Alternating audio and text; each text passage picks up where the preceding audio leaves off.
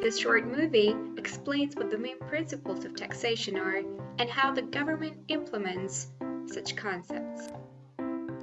Now, the government needs to collect revenues in order to finance its expenditures, such as providing education, transportation, healthcare, and so on. The major source of financing government expenditures is through taxation. In other words, individuals are obliged to pay a portion of their income to the government. Take for instance Urtan, a math professor at the University of Bukovic. He earns 6,000 euros per month, and from that amount he spends 100 euros per month in clothes. But now he has to pay taxes, which means a portion of his income will go to the government. Now, given that Urtan has less money in his pocket, he will decide to spend only 50 euros per month in clothes.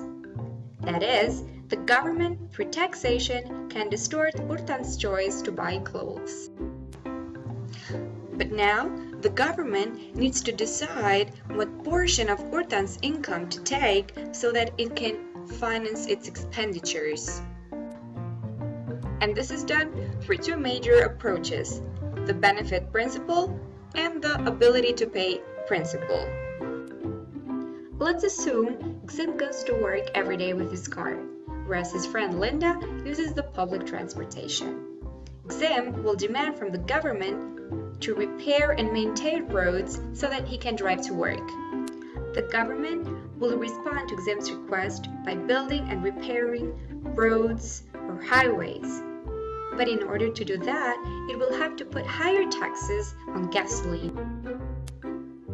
That is, Xim will enjoy the benefits of better roads, but at the same time, he will pay taxes in order to finance the cost of government to provide better roads.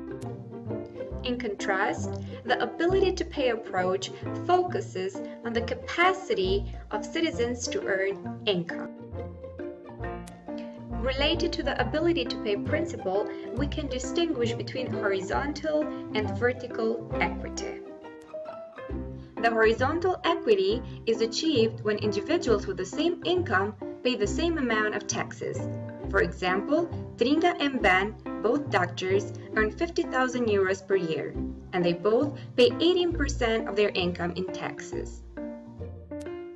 However, Tringa is single, she has 100,000 euros in bank, and she lives in a house that she inherited from her grandfather.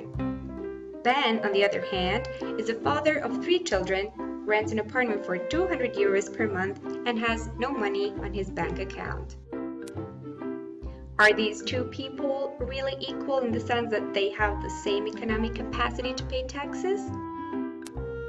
Vertical equity, on the other hand, explains how individuals with different economic capacity pay different amounts in taxes. So, let's compare Marigona, a working mother who works for 6 hours per hour and supports 2 children, with a millionaire like Beget Pazzole. According to this approach, Beget Pazzole, who earns more money, needs to pay higher taxes. The government, through taxes, aims to redistribute wealth in the society in a more fair way, which implies that poor people get more happiness out of the money than the rich do. But we should consider that the marginal benefit of €1 is not the same for 2 individuals who have different earnings. That is, €1 might be worth a whole lot to Marigona, who has little income and little wealth, and works in a factory for 6 euros an hour and supports 2 children. The same €1 might be worth much less to a millionaire like Beget Pazzole, who has a lot of income and wealth. To sum up, taxes that are implemented by the government in order to finance its expenditures must follow some criteria, such as equity, which explains the ability to pay, and efficiency, that explains the loss of efficiency in the private sector. In other words, individuals will have to sacrifice the consumption of some private goods and services after the government raises its revenues in order to finance their activities.